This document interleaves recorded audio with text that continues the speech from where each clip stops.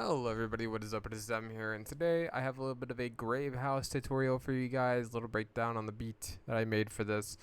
This tutorial came at the recommendation of my Discord server, so if you guys want to take part in maybe determining what the next tutorial I'm going to do is, go ahead and join the link down below. So yeah, we're going to go ahead and hop into this. I'm going to play a quick little preview for you guys because y'all have the attention span of a goldfish.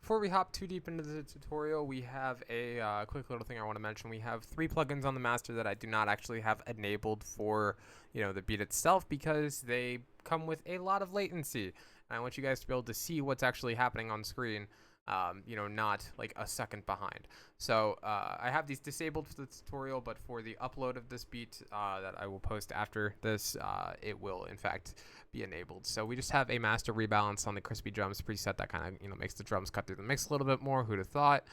We have a low end focus with the gain at 3.1% and the contrast at 16 on the punchy setting. And we have Ozone 11 Maximizer, which is on the tight master preset, kind of compresses it, makes everything a little bit closer in volume.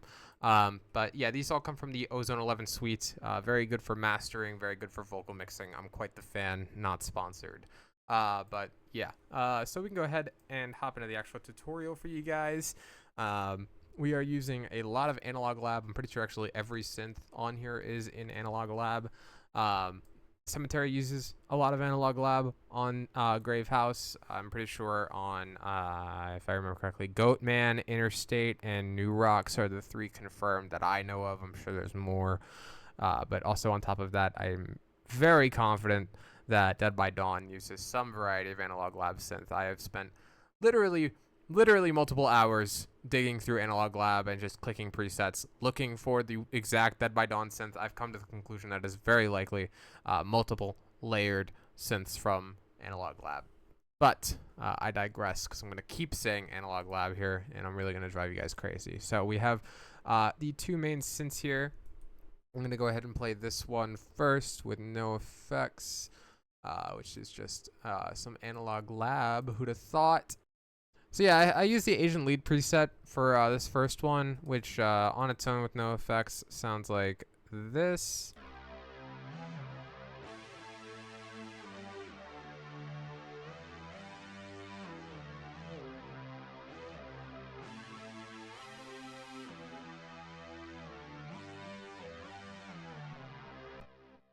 And then with effects, it sounds like this.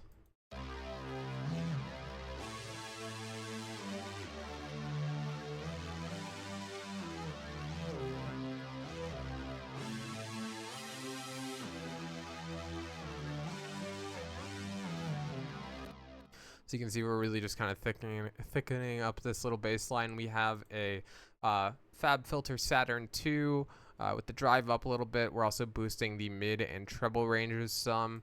And we have a Soundgoodizer halfway up on preset A, a little bit of compression, brightening up that high end range. And we're actually dampening that high end range a little bit by, with an EQ, and we're cutting out the lows so it doesn't clash with the 808 at all. So that's relatively straightforward. It's a pretty simple synth line. And we also have that layered, the exact same synth line with this synth here. Let me go ahead and find out. That's on mixer track 1. So I'm going to play this one on its own, then I'll play them together just so you can hear what they sound like. But this is what this sounds like with no effects.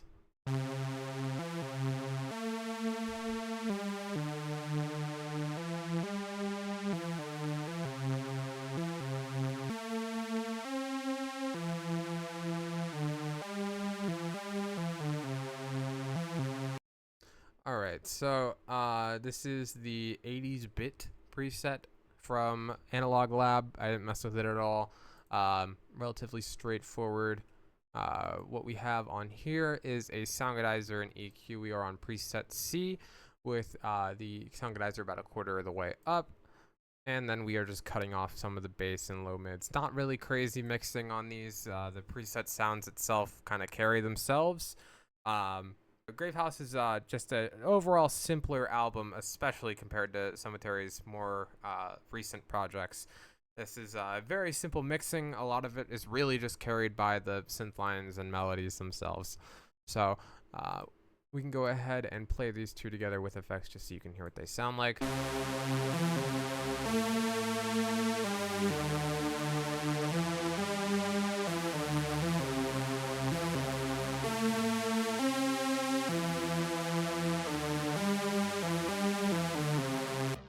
So you can see these midis, or at least like the MIDI for this main synth line is like very jolly, happy-go-lucky. That's kind of the way that anybody that I show a Gravehouse beat who hasn't heard Gravehouse before, they kind of react to these, like at least these very synth-heavy ones. Obviously, Broken Angel Hospital or Fury Road, you know, and black metal guitar is definitely going to switch that up quite a bit. But you know, these synth lines are really just kind of like very happy, kind of, even if they're not in major key, they still manage to sound happy. But yeah, that's just kind of something I've noted from all of my Gravehouse reproductions, at least for these very synth heavy beats. So we also have the lead that comes in here, which I'll go ahead and play on its own with no effects, just so you can hear what that sounds like. Go ahead and open that up. Yep. And with no effects, this is what that sounds like.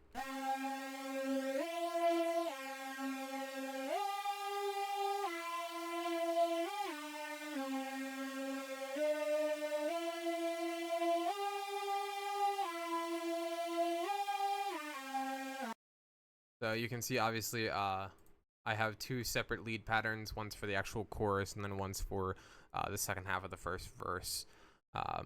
Just kind of coming in to add a little bit more variation in the beat. It's, again, much simpler. It kind of plays in line with the main synth line that I just went over. But this is the MIDI for the actual chorus part.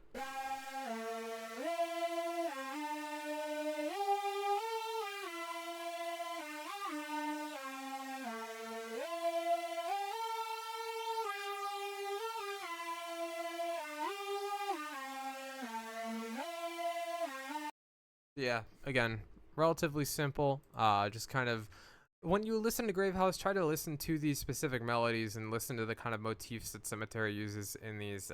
They even carry forward into like 100 Acre Wrist, and even some of his later synth lines. Whenever something is produced by SEMATARY, he does kind of have a distinct way of making his you know, his synth lines. The way that he varies up his melodies and such are definitely very SEMATARY. And you'll kind of know what I mean if you really try to study his music and listen to what he's doing with each beat. Oh, yeah, this is important to mention. The preset I'm using here is Rave Screamer from Analog Lab. This is actually the same preset that was used in Goatman and Interstate. So pulling right from Gravehouse here. You kind of can't get more accurate than that. But we have quite a bit on this one. Really just trying to make it sound a little bit more full. But we have a Soundgodizer on preset B, about a quarter of the way up. And we have a fruity chorus just on the default preset. And we have a parametric EQ kind of cutting it down, so it's just some of the mid and high mid. You don't want it to clash too much with those you know, main synth line frequencies. You want it to kind of blend in with it almost. And we have fruity flanger with the depth and rate turned up a little bit. And we have Valhalla Room on 8%. And Ozone Imager to kind of make it wider, you know, more stereo in your ears.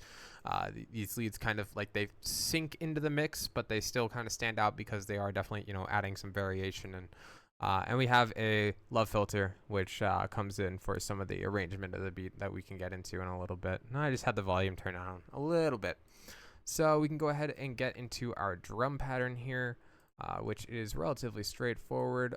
Let me go ahead and open this pattern up, and I'll just play it for you guys so you can hear what it sounds like.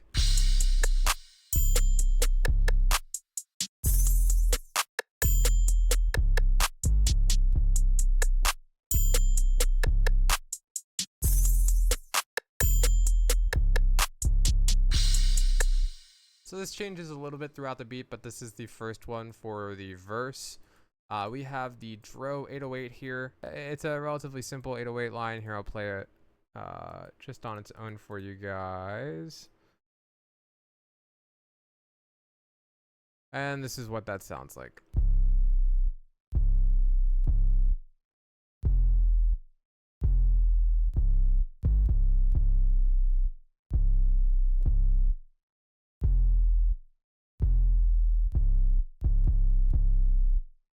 All right, so obviously the mix on these is going to be very thick. We are on mixer track 10. We have a Soundgodizer on preset A, a little bit less than halfway up, kind of compressing it, making it a little bit, louder and thicker. We're just kind of cleaning up the mix slightly with, I'm pretty sure this is just the 20 band 18 kilohertz cut preset on parametric EQ2, just kind of cutting out some of those low ends. And we actually have nothing on this EQ. Very important EQ right there. But yeah, that's it. It's really nothing special on the 808s. And we can go ahead and move on to this little clap here, which is a very simple pattern. That's what it sounds like. I'm not going to play through the whole thing. But we have a Soundgodizer, who'd have thought, preset A, halfway up, and a parametric EQ, kind of boosting it a little bit so it cuts through the mix some more, because the clap is generally one of the louder elements of these beats. The drums on Gravehouse definitely do cut through the mix a lot. And we have just cut around the bass frequencies just so it doesn't clash with the 808 or anything else like that. So then we also have the Trapaholic snare, which plays in the beat like this.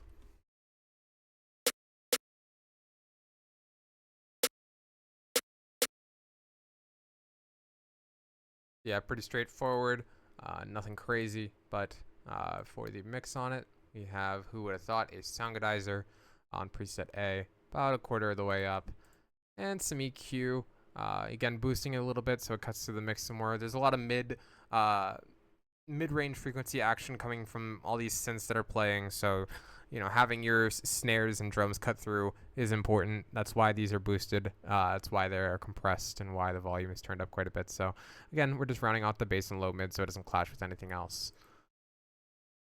Then we have the Rise open hat, which sounds like this. I'm not going to play it in the pattern, but I will show you where it plays. But on the mixer, we have, who would have thought, a Soundgodizer on preset A, about a quarter of the way up, and a parametric EQ, cutting it around the high mid-range, just so it's the frequencies that matter. And again, we're boosting it a slight bit. Then we also have the iconic Gravehouse crash. You've probably heard that dozens of times, which is just EQ'd. It sounds perfect as is, so I really just need to clean up the mix a tiny bit. Then we have a triangle here on mixer track 15, which just plays like this. And this one is, again, just a Soundgodizer and EQ, about a quarter of the way up, preset A. The EQ, we're boosting it, cutting it around the mid to high mid frequency boundary there. Really just cleaning up these sounds so they stand out, but they don't clash with anything else. So we have the rim shot here. That's one of the ones that is used quite commonly on Gravehouse. Cemetery uses a lot of different rim shots. This one is one of the earlier ones he uses. So this is what that plays like in the actual drum pattern.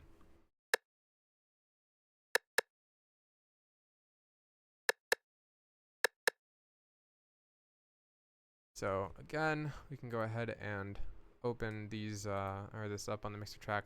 Soundgodizer, preset A, quarter of the way up. And we have another EQ kind of rounding off the low mid bass frequencies and boosting it quite a bit. So these drum patterns in general, you'll notice, kind of are filled out by the hi-hat, but the hi-hat doesn't actually layer with very much of the the kind of points of emphasis play without the hi-hat, if you will. So I'll play this hi-hat pattern, and I'll kind of show you how it contrasts with the other sounds that are playing at the same time.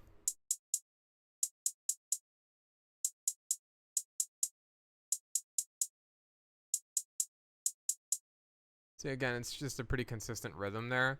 But if you play, say, the triangle and clap, you'll kind of hear a level of emphasis that's put on different parts of the beat from when the hi-hats are playing, if that makes sense.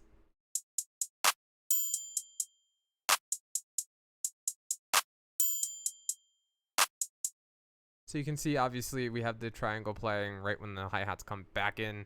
This is just kind of like a way to think about your drums in a way that'll build bounce for your beats, if that makes sense. The hi-hats are pretty integral to that, leaving certain gaps where you want certain points of emphasis to be.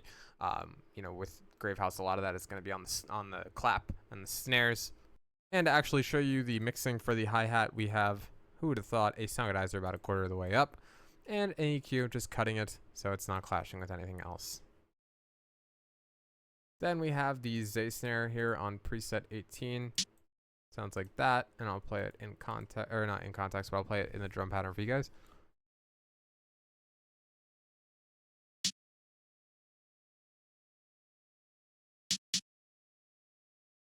All right.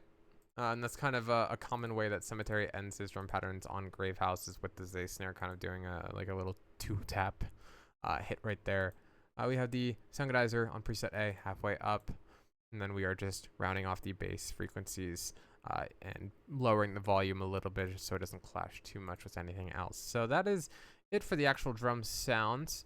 I'm going to go ahead and play this without the 808 and without the rise hat and without the crash, just so you guys can kind of hear how these sounds sort of play into each other. I guess I can play it with the hat, but just try and pay attention to when everything plays in relation to like the hi-hat and the kind of bounce that's built in this pattern, because that was something that when I started to pick up on and started to think about when I was making my Gravehouse drum patterns, they improved a lot from.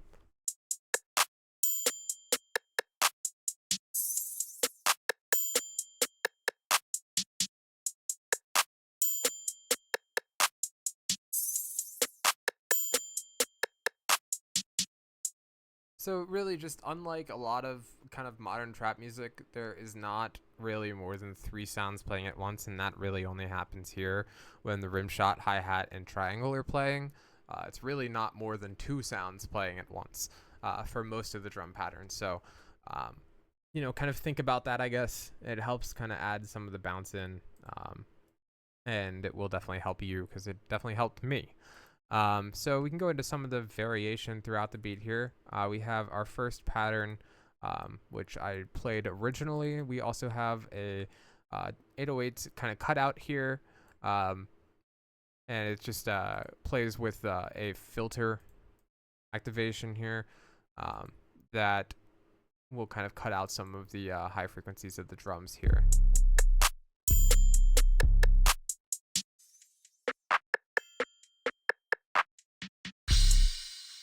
That's something that Cemetery uses a lot. It's a motif he uses a lot on the Wagoner, all throughout Gravehouse. He even uses it, all the way up to Rainbow Bridge 3, honestly. He still uses it now.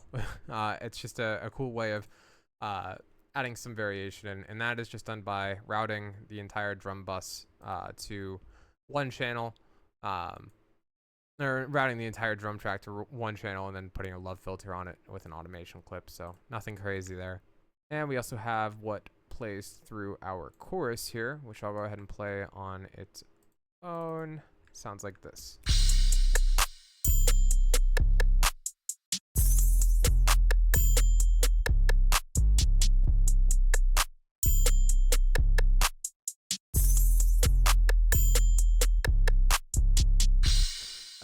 The only difference here is basically just this one 808 playing here. I'm pretty sure, at least anyway. I don't think there's any. Yeah, no, there's no other difference. It's literally just this one EQ or this one 808 playing. So relatively simple. Just adds a little bit of variation in when the drums come in. We also have some more automation going on with the actual synths here, so we can unmute everything here. We have the main lead kind of dipping in frequency and then coming back up. We also have a beat cut here before it comes back in for the verse section, which we are cutting some of the 808 out at the very start of, but again, that's really the only difference. So I'll play this little section here just so you can hear some of the variation we're using. Oh yeah, common feature of Gravehouse, other than the Gravehouse crash, we also have the Dro riser. He doesn't really use the wind riser very much. You know, the iconic cemetery wind riser. It's not really used all that much on Gravehouse, but this is what this little section sounds like.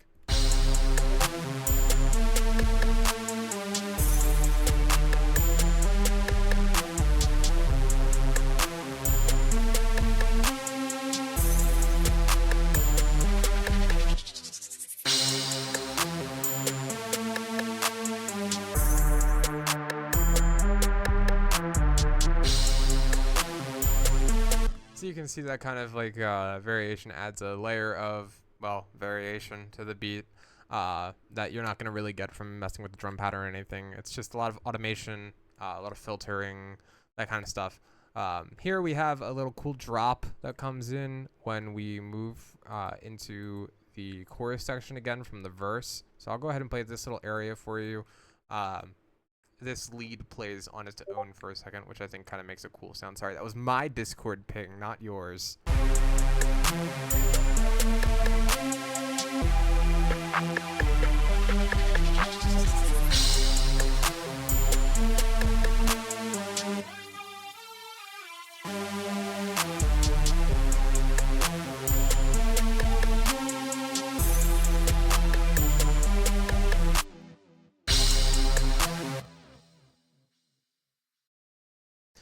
So yeah, that's you know, a pretty simple little drop that adds some variation in. And again, at the end we have a filter that just kind of ends out the beat.